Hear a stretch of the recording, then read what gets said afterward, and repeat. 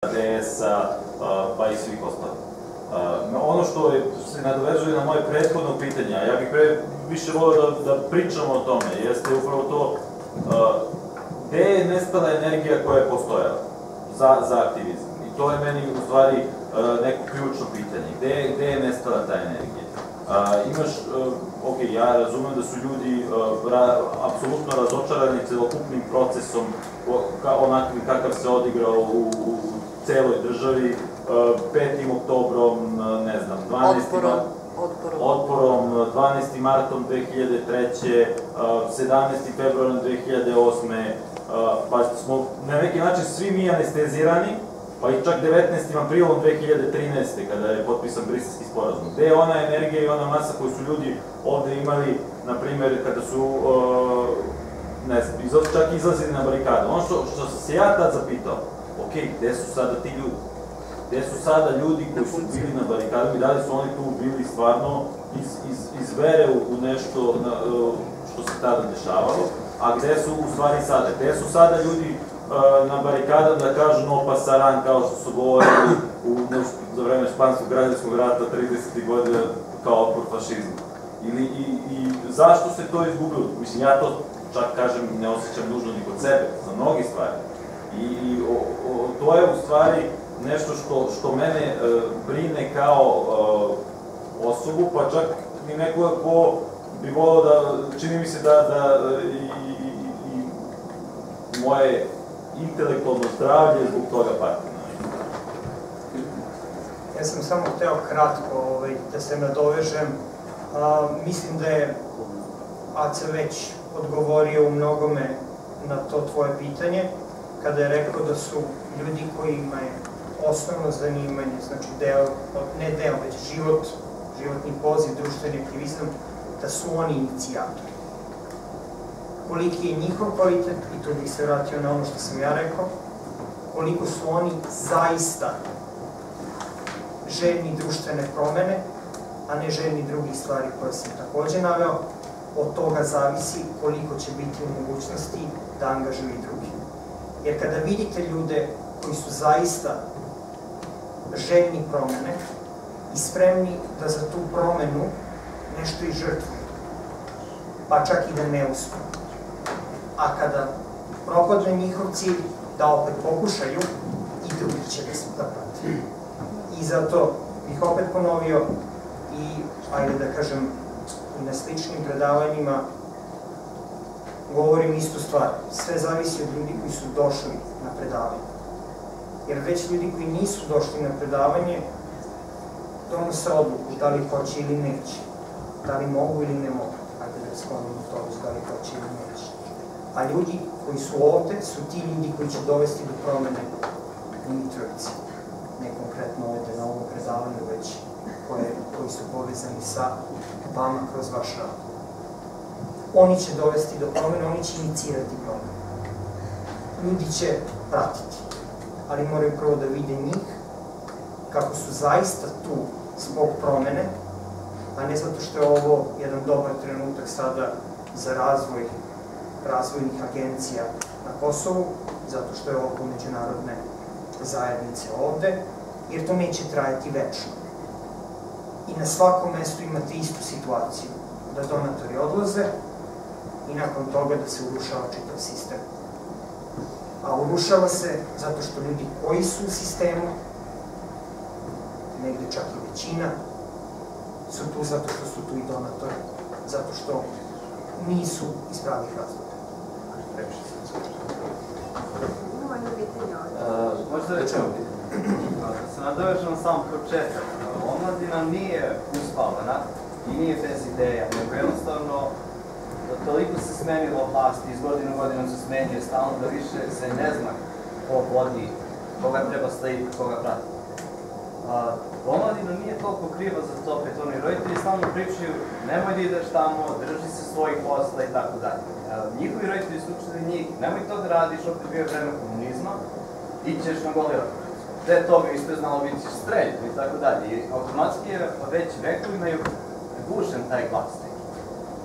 Konkretno šta hoću kažem, nije problem u studentima, omladini generalno. Problem je možda kod organizatora. koji hoće od celog nekog kluba, pokreta, šta god da pravi, hoće svoj lik da napravi da je vodeći.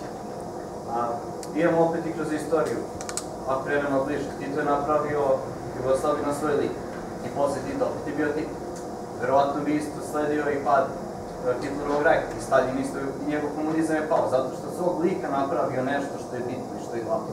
Radikalna stranka isto sledi propast zato što je Šešelj napravio od svog lika. Strano. Šta će biti posle njega? Propašće. A kod mladih je dosta, svi hoće da budu glavni i svi hoće da vode nešto. I sad, dosta mladi ne veruju nevladne organizacije. Ako hoćemo da rešimo problem i da moramo sad gledati svi. Nije to samo lepo kako mi vidimo. Mladi, što mogu ja da kažem, a kako čujemo, vide nevladne organizacije kao jedno veliko legalno pranje novca. Gde pojedinac ima Big Daddy, koji u džep stavlja, prijavljaju mnogo veći broj njih koji dolaze i sve sad više novca stavlja sebi džep. I onda mladi neće jednostavno da kaže, ne vidimo šta možemo mi od toga dobiti. Jeste u redu steći iskustvo kroz rad, volontiranje i sve to, ali opet prepoznati to iskustvo i jedni zadržati se opet što ste spomenuli, problem jeste taj što sponzori odlaze, onda nema financije, nešto se gasi. Veliki pritisak se vrši opet od lokalne vlasti na omladinu, nešto koje će pokrenu, šta imate vi, šta vi znate, vi ste još zeleni, što bi rekao. I onda je jako teško kao član i aktivista omladine postaći nekog da radi nešto, niko neće da prati. Protesti sa studentskog kad su bili za povećanje ovoga, mislim da je svega 50 ljudi izašlo, bitno su svi kafići bili, više u kafićima bilo ljudi nego na tom protestu. Nema veze, njihovi roditelji, oni vjerojatno imaju para da plaćaju još jedno 50% školarinu preko. To je, ne tiče se njih jednostavno, i ovi koji su izašli vjerojatno su bili budali ili nešto se bore za nešto što je na stvari. Sad konkretno kako možda treba pokrenuti omladinu, neki način staviti do znanja da je bitan taj klub, cela poruka toga, a ne pojedinac u celoj priči. I šta je meni isto zanimalo, jeste kada znati nastaviti dalje da se radi, a kada znate da se povučeš ako hoćemo promenimo u opštini nešto. Opština konstantno negira to. Kada treba nastaviti i dalje da to ne postane nešto stalno da se čuje i onda već gubi efekt. Evo, ja bih nekom ličnom primjeru tebi sad objasnio to što si rekao. Kao što sam rekao, bio sam u organizovanju te kampanje. Ja sam imao 19 godina i 2 meseca pred izbore meni je tad prećeno smrću. Znači, zamislite sad, meni su roditelji poslali u Beograd da studiram. Ok, ja sam bio radio na svemu tome i meni je tad hakao Facebook profil i ostavljam poruka da će naći 2 metra ispod zemlje. Ok. To je trajalo par dana, naravno, svi su se porodica, svi su plašili, ok, naravno sve to, tužilaštvo za visokotehnološki kriminal odmah, vezice i tako dalje. A šta misliš, da sam ja stao nakon toga? Pa nisi. Ali šta je to gore? Šta je kod tebe vladalo, pračnije tako? Fanatizam ili šta? To je to. Malo pre iz tvoje priče, ja sam imao osjećaj da, kao da si želeo da kažeš da mladima ovde fali lider. Ne možemo da, pa si onda posle toga rekao da nama ne treba lider.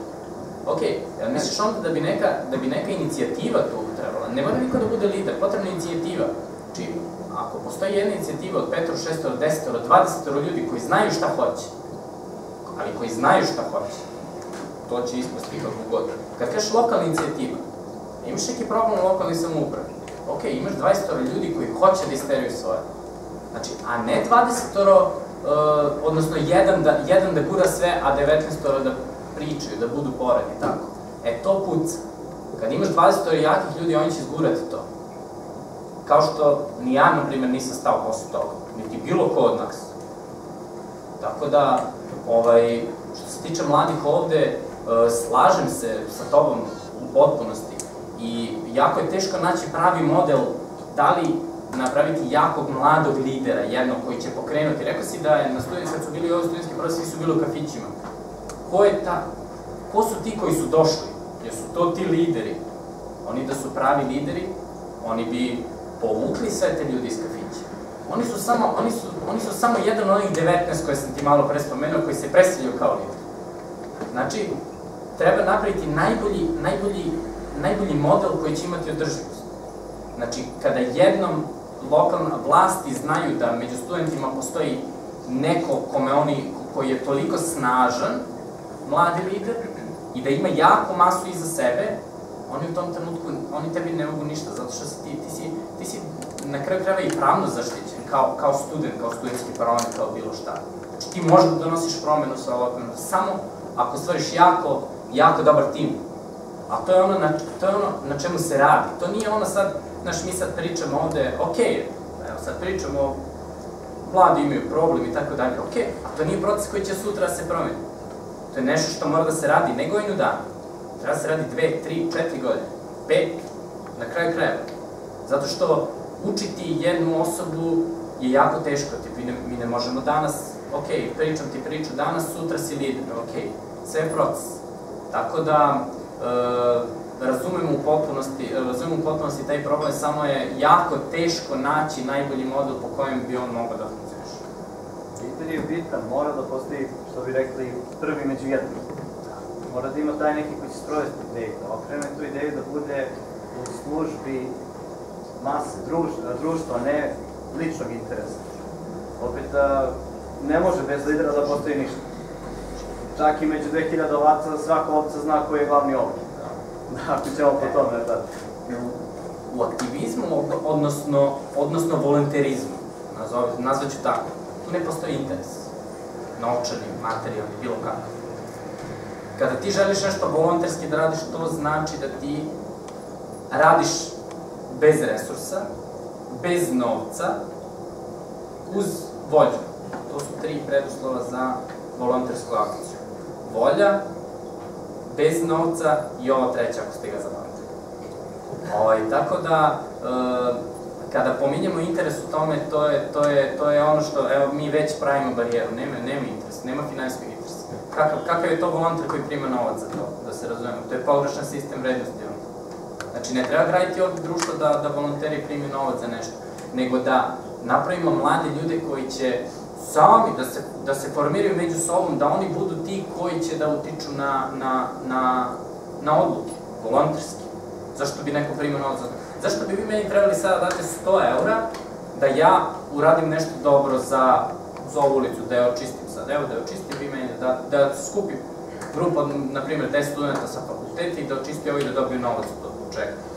Hoćemo sad da teramo da će to biti JKP ne radi dobro ili šta već. Okej, mi smo se skupili i uradit ćemo da ulepšamo nešto svoju ulicu, to je volonterizam. Dobro, niko nije pomenuo, setite se samo maja i juna meseca, ja se izvinjam što upadam ovako. Spontano organizovanje i okupljanje studenta kad su skupljali humanitarnu pomoć za pomoć poplavljenim područjima.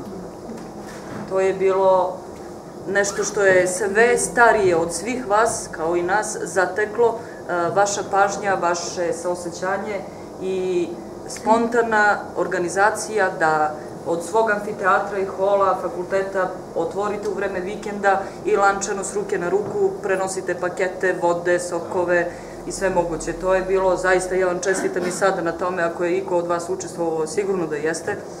Tad su bili prazni kafići i jesu uleteli ono, hvala Bogu pa nije dugo trajalo, i pokazali srčano taj svoj duh volonterizma i niko nije pitao koliko ovo košta, dajte mi dnevnicu. Zaista na tome treba čestitati. Eto, to je jedna inicijativa i ko je bio inicijator toga, svaka mu čast, taj je rođen da bude i vođa. I sve se može tako na neki način, trebalo je negovati tu inicijativu i dalje u druge svrhe.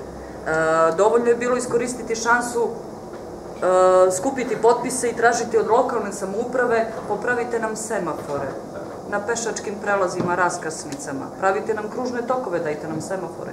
Trebalo je potpisati možda peticiju protiv onog što su vam zabranili da polažete, imate obuku za vozački ispit, vozačku dozvolu.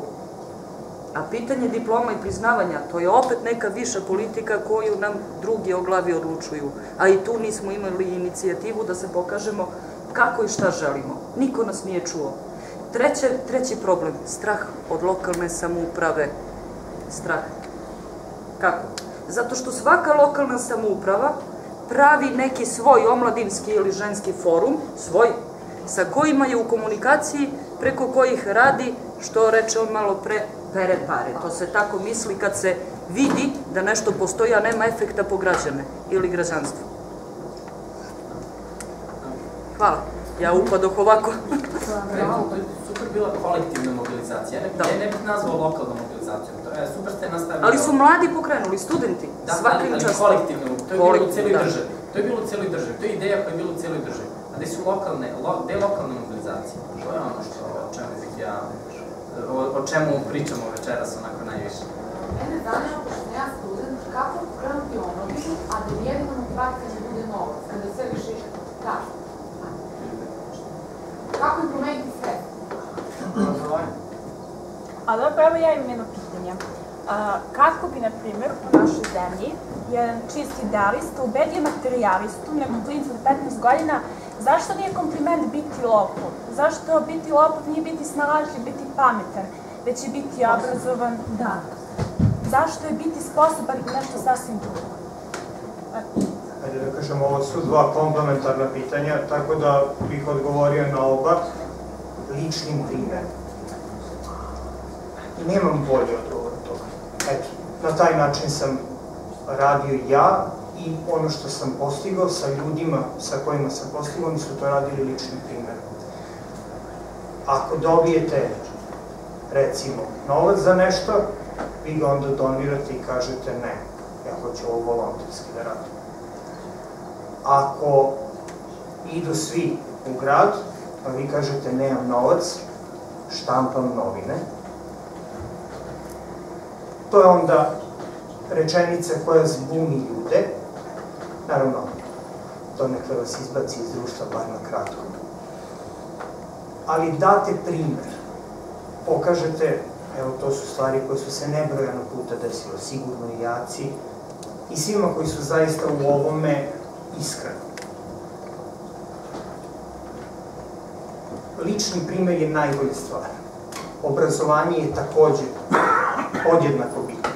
Ali ako vi lično ne pokazujete da ste srcem tu i da želite promenu da donesete, da je to vaš razlog, vi ne možete da ubedite ne samo materijalistu, oni su najteži i možda i slučajevi koji su izgubljeni za aktivizam, možda. Ali svakako ima dovoljan broj ljudi koje je moguće ubediti. Ali vi morate da budete ti koji se pridržavaju onoga što govorite.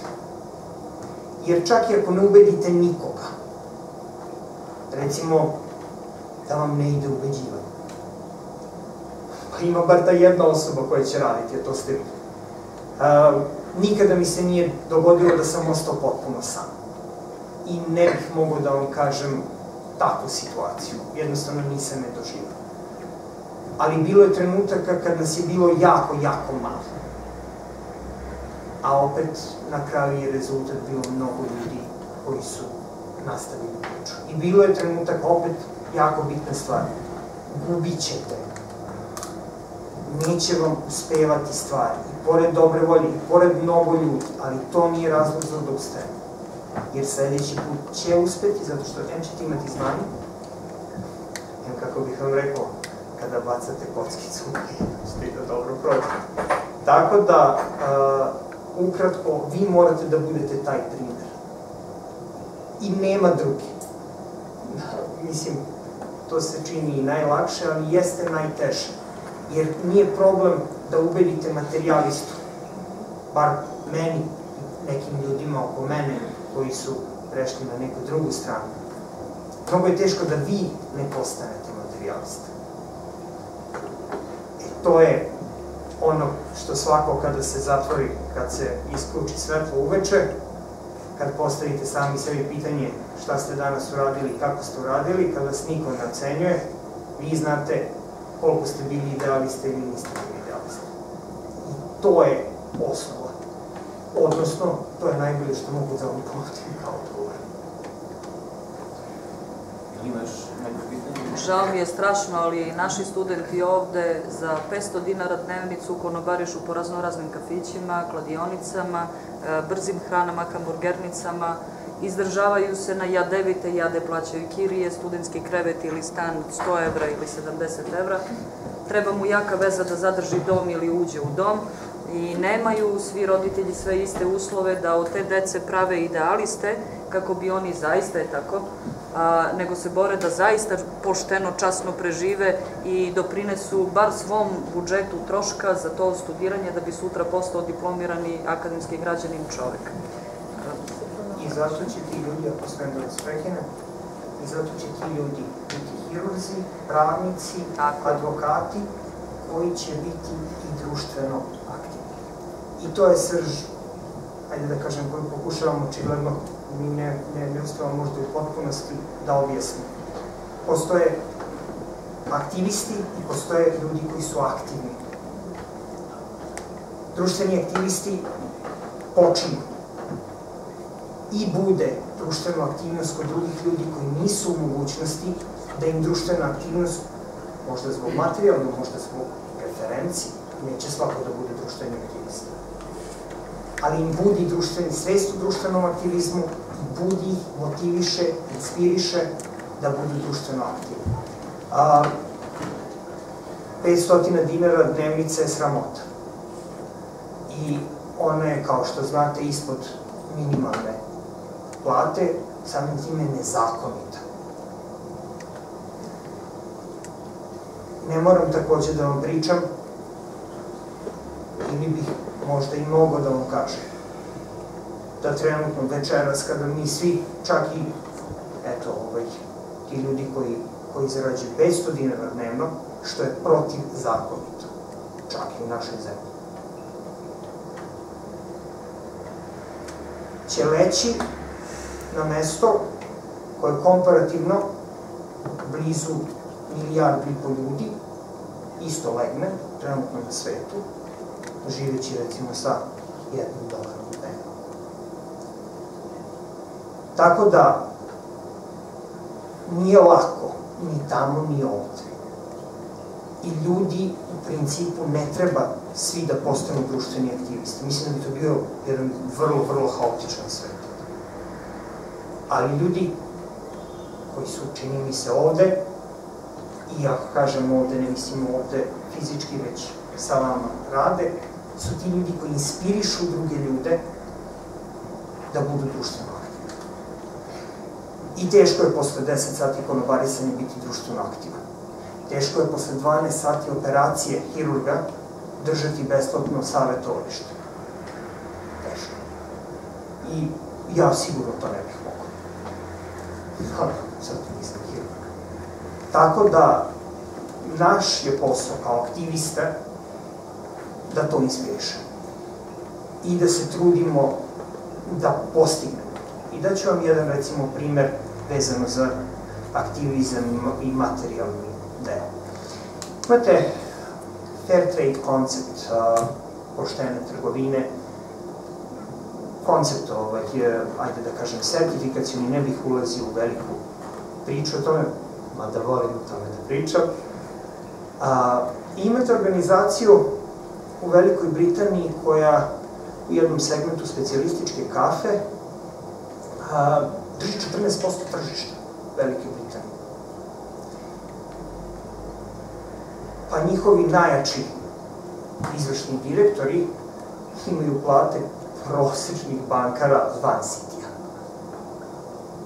To su ljudi koji su u stanju da imaju ogromne zarade, zato što poštenom trgovinom, plaćajući poštenu cenu, dobijajući poštenu i fair cenu od kupaca, ostvaruju profit koji bi doveo do toga da se oni obogate. Umesto toga oni su odlučili da taj profit nazad vraćaju u zajednice širom sveta koje proizvodu tu kafu. Dakle, u tom trenutku to je pravi aktivista, to je društveno odgovorna i društveno aktivna osoba koja je ušla u sve to. Oni su ušli, njihova ideja je da se bore sa mainstream prodavcima i da ih pobede. Ali cilj njihove pobede nije da se onda oni obogate pa ovo izbaci iz posla. Već da pokažu da je drugačiji način poslovanja moguće. Mogu i dalje ovo da elaboriram, ali mislim da... U državama sa sistemom i zakonodavstvom i izvršnom vlašću, normalno da je tako. na našem prostoru, u ovom vakumu i bezakonju, dobiti ciglu u glavu za bilo kakav aktivizam, ko će vam platiti prvo medicinske troškove i kukati nad, daleko bilo, bolničkim krevetom ili nešto više. Mi smo u sasvim drugoj poziciji. To je svakako tačno. Zato je naš izazov donekle veći i zato je ono što mi postižemo donekle veći. Hvala. Da li ima još neko pitanje? Zvoli. Možda zapravo, ajde, pošto smo ovdje, da pričamo o Mitrovi, da kažemo kao ovdje mladi. Možda i nije najveći problem pokrenuti nešto. Problem je pokrenuti nešto, a da se to dopadne lokalcima. Oni su smatrali time da treba, ako čak realno se dešava ovdje, treba neko da vodi to ko je odavde. Na Filozofskom fakultetu, kad je bila neka debata, sad je tačno ovoj sebi u čemu je reč bila nešto treba da, ako će nešto se pokrene, treba neko da vodi koji je odavde. I onda sam se ja javio, dobro, ako kažemo tako, treba neko vodi sa Kosovom, a pričamo Kosovo je Srbija. Nije sve onda ovo Srbije, onda se automatski su već podelu napravili, mi smo nekako jednaki od drugih. I ja sam rekao, mene apsolutno ne zanima, ja živim 260 km odavde. Ali opet hoću nešto pokrenem, hoću nešto da napravim, da stvorim, da probudim ovakve svest po celoj priči. I onda je bilo kao, pa vidi, ovaj stvarno pričao nešto. Međutim, jako je teško izboriti se prva stvar sa lokalcima kao mlada opet, da se nadam što je gospođa rekla, ciglu u glavu dobiti. Vrlo je moguće. Blaže je rečeno. Znači, ne samo ovde, možda čak i bilo gde drugde. Treba pokrenuti opet nešto jedinim snagama, bez tih neki preosu. Dakle, interes da se nešto promeni za cilj, zajednici sve. Vidimo dosta i ovde parkove, tipa ako sred igrališta. To je sve rasturano za mesec dana. Mladi su nezadovoljni lokalnom vlašću, čak možda i cele države i onda taj svoj punkt pokazuje time što će lomiti stvari. Ne razmišljajući uopšte o tome, ajde da uživamo. Ajde ako je svima što lepo zbog toga, bilo šta pokretati, treba prvo krenuti možda sa nekim predavanjima osnovne škole, srednje škole, jer zapravo oni su ti koji dolazi i koji treba da vode. Koji su ovdje. Studenti sa svih strana, mogu biti iz inostranstva. I neće se sigurno podjednako boriti koliko će neko ko ostaje u svom rodnom gradu, na svom rodnom mjestu i zemlji, da se bori isto kao što će neko da došli sa strane. Sad, pitanje koje sam vam teo postavim, kako ste vi izlazili na kraj se? Verovatno ste mnogobrojne pretnje dobijali, ismejavanje od strane što generacije, što prijatelja, verovatno ste često i čuli ti si lud, što to radiš, ko će te primetiti sada. Kako ste izlazili na kraj? Dakle ste snagu crpili za sebe?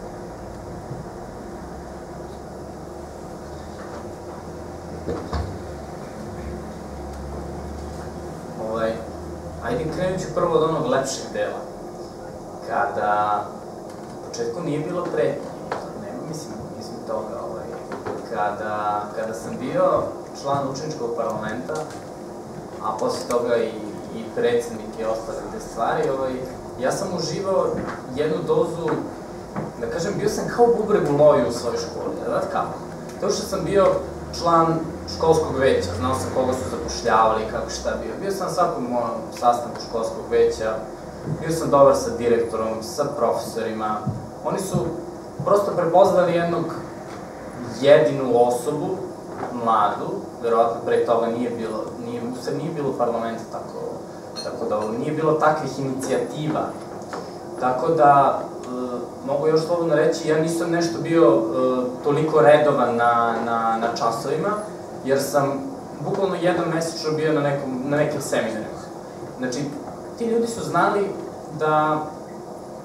da ja neću biti nedelju dana zato što idem da se negde neformalno obrazujem. Neki seminar, ti imaš na onu temu koju ja volim. S tim u vezi, bukvalno ti direktori škole, ti prosto će u jednom trenutku prepoznati da ti učenici nešto dobro rade. Bili oni stari, ne znam kako da ih nazovem, direktori koji su i previše radikalni za sve te današnje ideje, oni će u jednom trenutku prepoznati da taj učenik možda je upisao medicinsku školu, a radi nešto potpuno deseto. oni će u jednom trenutku prepoznati da nije sve u formalnom obrazovanju kako oni su do minut pre mislili. A znaš kako? Tako što, mislim, sami znate, svaki profesor uči. Smenjivale su se ideologije. Sad je došlo to da i učenici se pitaju, učenici i studenti se pitaju u mnogome u radu. Tada direktori u jednom trenutku prepoznaju da učenici nešto dobro rade i tada može samo da bude, da kažem slobodno, mogu samo da uživaju u benefitu. A što se tiče pretnji, kao aktivista nisam imao nekih pretnji, da kažem, zato što su se sve te akcije, da kažem, dok sam bio volonter, radile za dobrobit zajednica. A jedina ta pretnja koja je bila ozbiljnija, bila je te politička igra, zato što sam ja i još jedan drug bili nezaštićeni. Ta ostala četvora, to su bili sinovi i kćeri političara, pravnika i tako dalje. Zato što su znali da smo mi najranjiviji. I sad, ajde, šta ćemo, vidi ga ima 19 godina, ajde njega da uplašimo, verovatno. I šta je bilo? Okej, uplašili su me i šta je bilo, pa sam ništa. Tako da, nastavi se, prosto je to taj entuzijazam koji te vode. Evo i dan danas, mislim, prosto želim da nastavim da radim sa tim i nema, bukvalno možeš samo da uživaš neki benefit od toga, nema samo loših stvari. Ne znam kako bi ti to detaljnije objasnio. Filipe, ti? U principu si dosta rekao vezano za ovo, ali eto, ja bih samo mogu da kažem da čuveni citat, prvo su se smejali, onda su se borili, onda sam pobedio. Ali on jako lepo zvuči, ali nije prijetno kada se preti, nije prijetno kada imate problem, nije prijetno kada se podnose raznorazne prijave, nije. Ali opet se vraćam na ono što se dešava uveče kad ste sami i kakvi ste vi pred sobom. I nije prijetno, eto ja sticajem okolnosti, pre 6 meseci sam dobio i sin, pa to sada sve podiže se na jedan novi nivo. Ali nekako mislim da ne bih mogao da radim drugačije.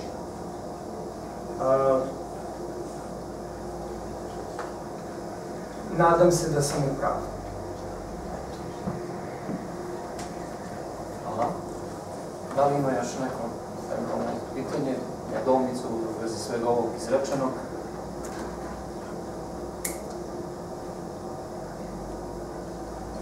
Pošto nema, ja bih vas zamolio u minut zaključak društveni aktivizam put ka uspehu.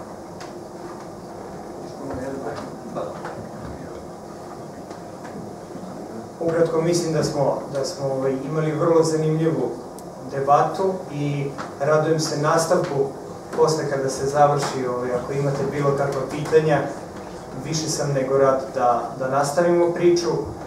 Ja sam svakako naučio što preko vaših pitanja, što preko energije koje sam osetio, više nego što sam znao kada sam dolazio, tako da hvala vam pre svega na tome. A ukratko bih vam rekao, nažalost, ali i na sreću, od vas sve zavisi. Koliko će ovde aktivizma biti, koliko će aktivni biti ljudi i koliki će biti rezultati. Trening koji ćete dobijeti i veštine koje ćete dobijeti vam sigurno neće odmoći. Ali morate da negujete i da radite na duhu promene koji mi se čini da je onaj razlog zbog čega ste uopšte krenuli u sve ovo. Nemojte ga zaboraviti jer napredovat ćete svi. Doći ćete do Ujedinjenih nacija, svi ćete raditi u međunarodnim organizacijama i bit ćete fenomenalno plaćeni i fenomenalne poslove ćete imati. Ali ako izgubite taj duh, radit ćete jedan administrativni posao. Podnosit ćete zahteve za projekte i pisat ćete izveštaje. To stvarno nikome ne bih želeo. Ma i to ako se nađe. vidi taj nosač.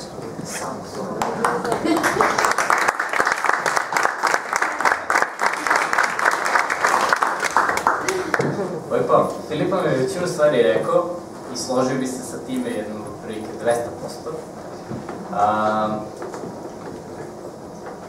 Želeo bih da kažem samo da zaista mladi ovde treba da urade i da naprave onakav sistem kakav oni žele, a da to ne bude onaj u kojem su sada. Znači, da svi zajedno, pošto ovde ima i starijih, da stvarno radimo na tome da krenemo sa edukacijom i da savjetujemo dosta mlađe i od 12 i od 11 godina da počnu da se izvode na pravi put, da razmišljaju u pravom smeru, da to nije ono razmišljanje hajmo sa drugarima da lovimo šofe što sam ja čuo ovde u Mitrovici, nego hajde da se organizujemo da u našoj školi, hajde da odemo da pitamo direktora da li možemo da koristimo salu posle škole za košarku, na primjer. Tako nešto. Ovdje bih rekao da je Filip rekao stvarno većinu stvari, ali svaka promena kreće od pojedinca i prvenstveno pojedinac je taj koji će pokrenuti veliku društvenu promenu, tako da shvatit ćete sigurno šta sam htela da kažem. Hvala vam puno.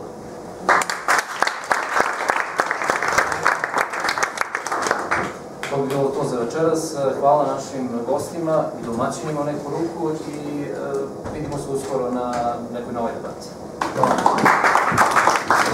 Vidite samo kratko, ostavite da dovršimo ovo vina što je ostalo i da popričamo još malo.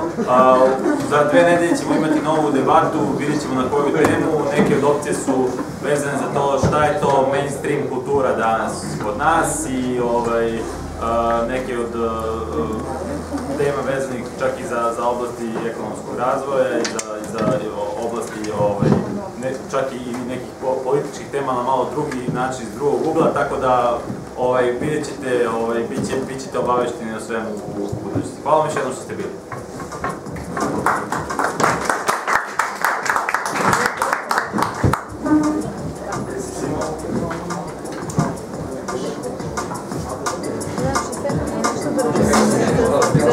Ja sam došla njega da vidim. Ja vas da? Da nam je čar. Pa prosim ja.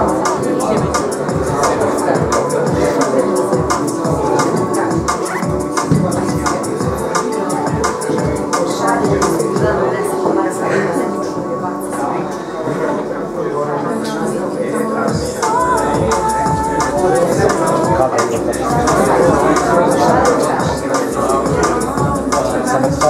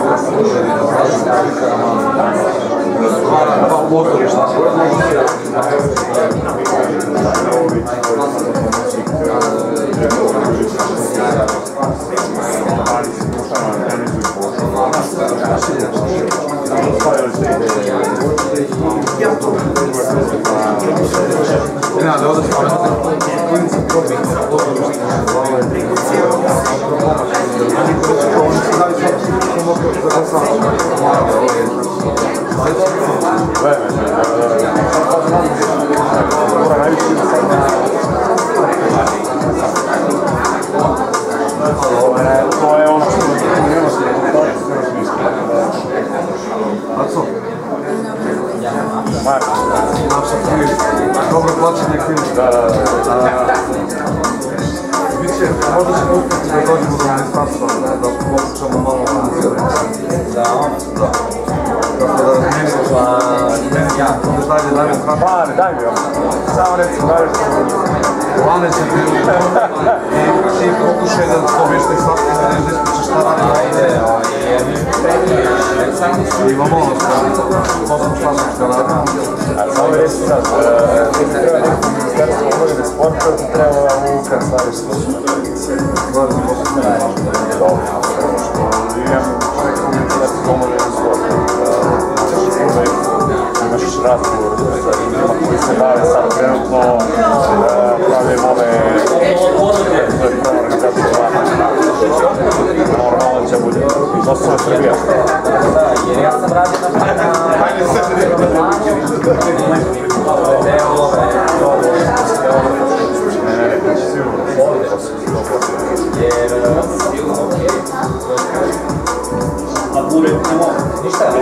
Ne, tako, moguće da nam kada ok, slušaj, mi dobro radite, ajde vidimo se, prijavite se, ali za nešto ne pazi mi je onda ovakve igračke i nemaju razlog da oni je tako da sebe okuplja do postoji, evo, sve realno. Jer to ništa ne bi trebalo, znaš koliko dete,